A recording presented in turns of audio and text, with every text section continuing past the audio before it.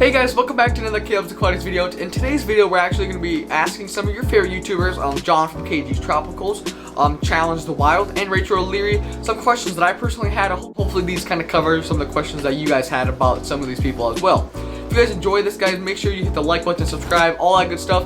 And if you guys like this, we'll even do another video. I'll do another video with them. I'll ask them to come back on, and maybe if there's any other people you guys want to see on there, I'll try to get them on. But yeah, the funny thing I actually recorded this probably, I got all these videos probably, I'm saying about probably 4 or 5 months ago. Times got busy. We had some family emergency. It's been kind of going nuts, and COVID and all that stuff didn't help anything. But yeah, so I'm just getting around to this. But thank you guys for all the people that were in the video. Hope you guys enjoyed today's video. But let's get right down into it. I'm Rachel O'Leary. Hey folks, it's John with KG Tropicals. Hi, I'm James from Challenge the Wild.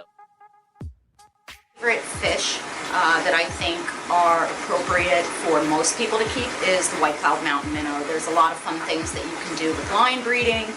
They're very gregarious, they're quite attractive, they're very affordable, and they work in a wide range of tanks. My favorite fish is and always will be the silver arowana. I've got 3 of them in the tank behind me. That is my dream tank that you see behind me, and I got that tank specifically to house arowanas. This is a fish I've been in love with ever since I got into fish keeping. In fact, it's the fish that got me interested in fish keeping. So yes, it is now and it always will be my favorite fish, the silver arowana.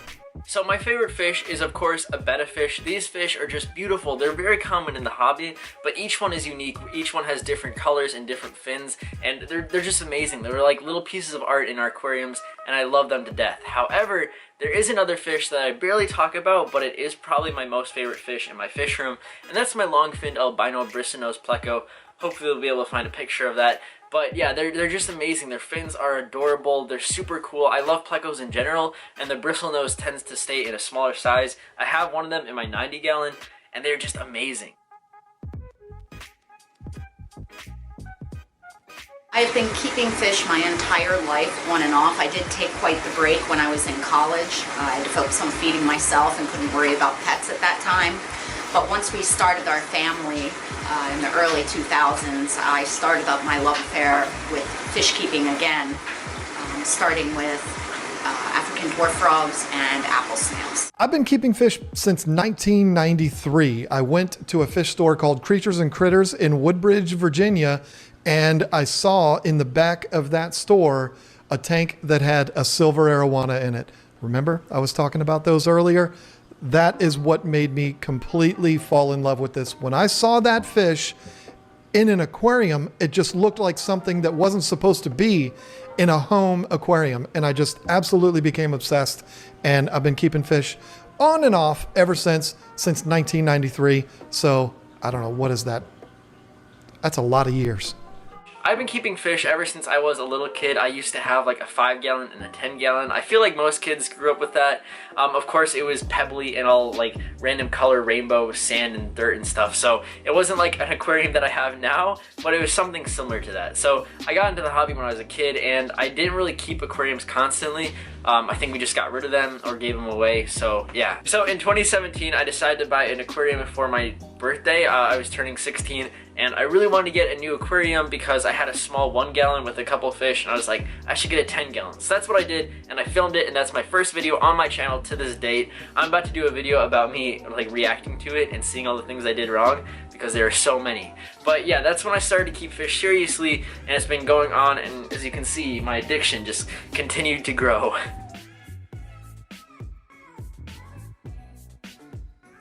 This is something I've talked about a lot on my channel because there's quite a few fish I think probably shouldn't be in the hobby. And it's not because they're not good fish, it's because people don't do a good job housing them. But if I had to pick one, I'm gonna say the red-tailed catfish. And the reason for it is because they're everywhere. You see them in almost every pet store out there. Even the big box stores has them. They're like that big, and they're like a couple of bucks. People see them, they're adorable, and they buy them up and they put them in 55-gallon aquariums.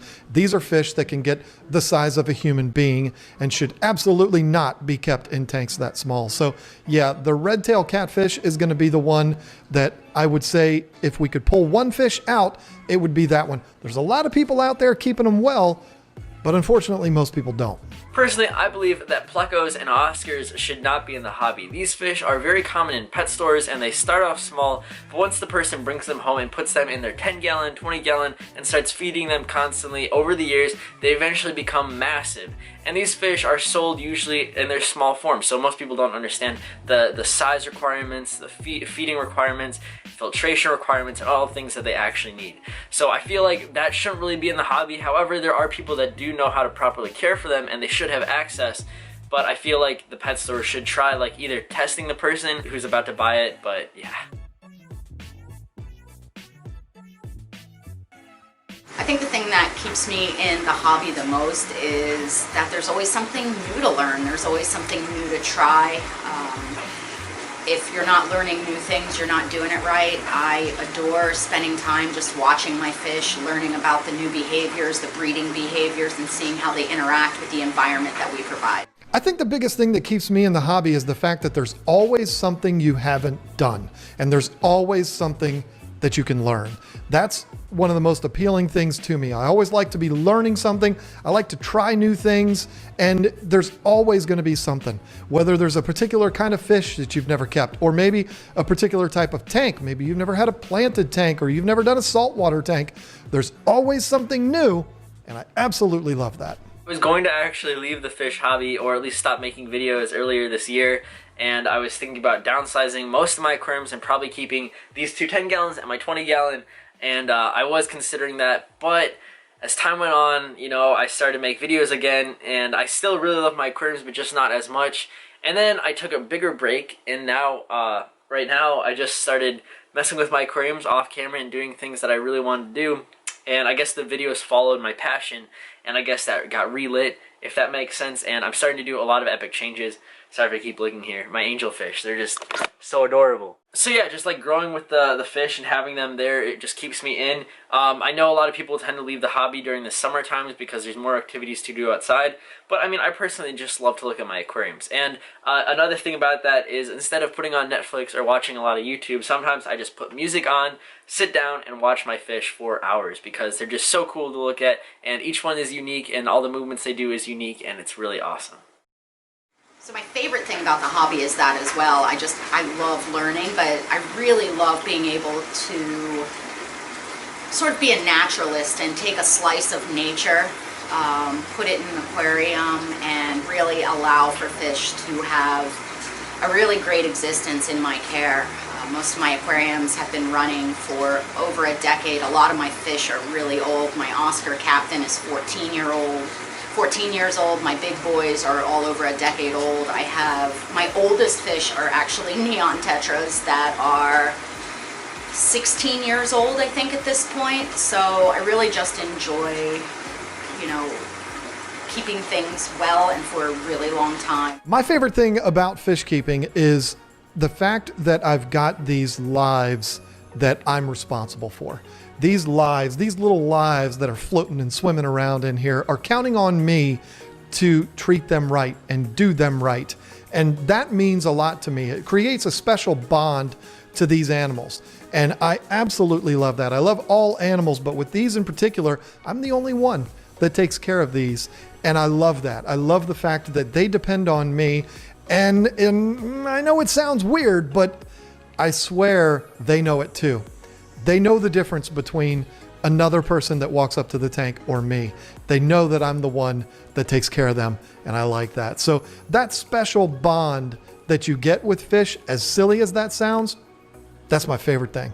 I really like the community, and anytime I'm at a pet store and I meet someone that's looking at fish, they're always very kind and they're always like helpful, and they always love to talk about their own aquariums, and I love hearing that because it's a whole community of people that have the same interest. It doesn't really matter on what their main lifestyle is, we always have something in common. So that's really cool, and you can like meet with new people. I've met with so many people from Facebook, and when I was getting rid of some of my aquariums, I was meeting with some people, and I actually found a really cool pet store that was close to me, but it was more of like a private pet store. So it wasn't really well known, so I was able to find that, and it was really awesome. I think my favorite thing about YouTube is that it's a way for me to reach an audience that I wasn't reaching otherwise. I've been traveling to lecture in the aquarium hobby for over a decade. I've been writing for aquarium publications for that long as well, but there was a huge group of enthusiasts that just don't attend those events, aren't a part of a club, or don't buy magazines. So YouTube was a really great opportunity for me to reach people and a different demographic than I was already reaching. I've got two favorite things about YouTube. One is the community. There is such a large group of people from all over the world. We all share this same common love for boxes full of water. I absolutely love that. I've made so many friends that I would have never met if it wasn't for YouTube, and I absolutely love that. These are people that I call personal friends of mine, and I love that, and it'll always be one of my favorite things about YouTube. But the other thing is something that I never really thought would happen. I love the opportunity to be creative. I love the opportunity to be able to do something that I've always wanted to do, but never had the opportunity to do. Just create something that's fun and entertaining and educational all at the same time.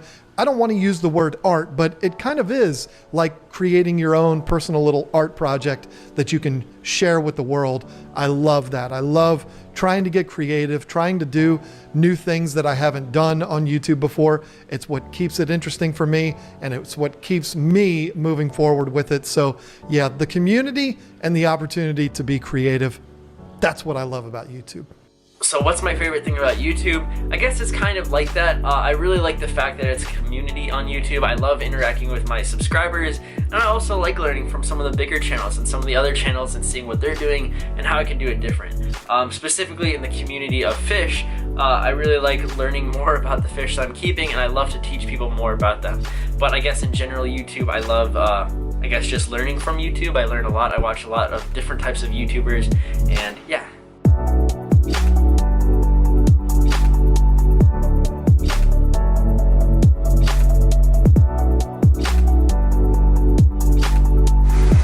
For asking your questions, Caleb. Good luck with your channel. Thank you so much, Caleb, for including me in this. I really do appreciate it. I love talking about these things. I could talk about them all day long. So thank you for including me with all of the other amazing YouTubers that you're putting on here. This was a lot of fun, and I can't wait to see how it turns out. Right. Have a good one. See you in the next one. Bye. Alright, thank you guys all so much for watching in today's video. Hopefully you guys enjoyed those people's questions that they were just asked. Any other questions you want me to ask them, and maybe I get them on again. Any other questions that you guys have, make sure you leave those in the comment section below. Make sure you hit the subscribe button. All those good things. All the links to the people's channels will be in the link in the description. So if you're not perhaps not subscribed to them, make sure you go ahead and hit the subscribe button for them. But thank you guys all so much for watching today's video, and I will see you on my next videos. My upload schedule is Tuesday and Thursday. Thank you guys all so much for watching, guys, and I will see you on my next video.